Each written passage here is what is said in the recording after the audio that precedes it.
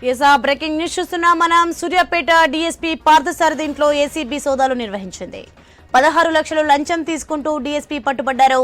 హైత్ నగర్ లోని ఆయన నివాసంలో పాటు పలు చోట్ల తనిఖీలు నిర్వహించారు.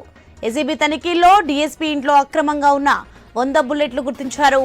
భారీ ఎత్తున ఆస్తులకు సంబంధించి డాక్యుమెంట్లను స్వాధీనం చేసుకున్నారు.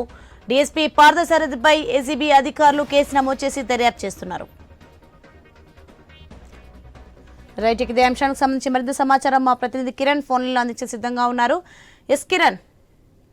సోని, నిన్న రాత్రి సమయంలో సూర్యాపేట డీఎస్పీ పార్థసారథి, అదేవిధంగా సిఐ టౌన్ సిఐ వీరరాఘవులు పై ఏసీబీ రైడ్ చేయడం జరిగింది. ఈ రైడ్ లో భాగంగా ఒక స్కానింగ్ సెంటర్ సంబంధించి ఆ స్కానింగ్ సెంటర్ నిర్వాహకు నుంచి క్రిమినల్ కేసులు నమోదు చేయకుండా లంచం డిమాండ్ చేశారు. ఆ నేపథ్యంలోనే వారికి సంబంధించిన స్పై కెమెరాతో కూడా ఈ పార్థసారథి, అదేవిధంగా సిఐ రాఘవులు స్కానింగ్ సెంటర్ నిర్వాహకులతో బేరసారాలకు సంబంధించి మొత్తం కూడా స్పై కెమెరాతో ఏసీబీ షూట్ చేయడం జరిగింది.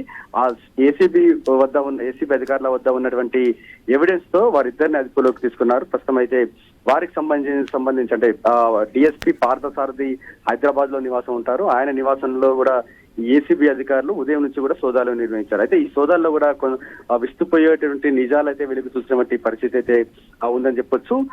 కొన్ని డాక్యుమెంట్స్, ఆస్తులకు సంబంధించిన డాక్యుమెంట్స్ తో పాటు బుల్లెట్స్ కూడా స్వాధీనం చేసుకున్నట్టు కూడా తెలుస్తా ఉంది. ఆ బుల్లెట్స్ కు ఎక్కడి నుంచి వచ్చాయి, ఎందుకు నిల్వ ఉంచారు అనేటువంటి కోణంలో ఇటు ఏసీబీ అధికారులతో పాటు ఇటు హైదరాబాద్ పోలీసులు కూడా దర్యాప్తు అయితే చేస్తా ఉన్నారు. ప్రస్తుతం అయితే ఆ బుల్లెట్ సంబంధించి అంటే ఏసీబీకి సంబంధించిన లంచం డిమాండ్ చేసిన ఆ కేసు సంబంధించి ఏసీబీ చూసుకుంటుంది.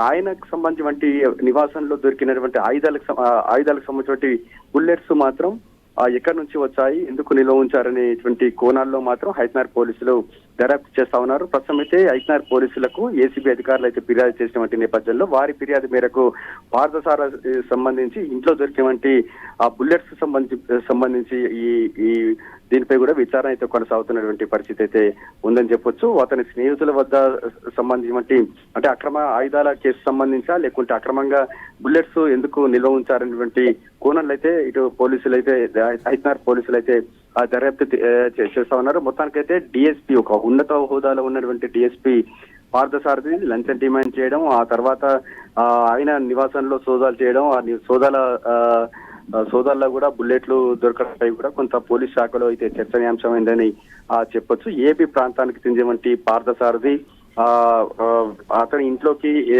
బుల్లెట్స్ ఎలా వచ్చాయనేటువంటి కోణంలో హైదరాబాద్ పోలీసులు అయితే విచారణ చేపడతా ఉన్నారు. మరి ఈ విచారణలో ఎటువంటి విషయాలు వెలుగు చూస్తాయనేది చూడాలి. Soni. Okay, right, thanks for the information Kiran.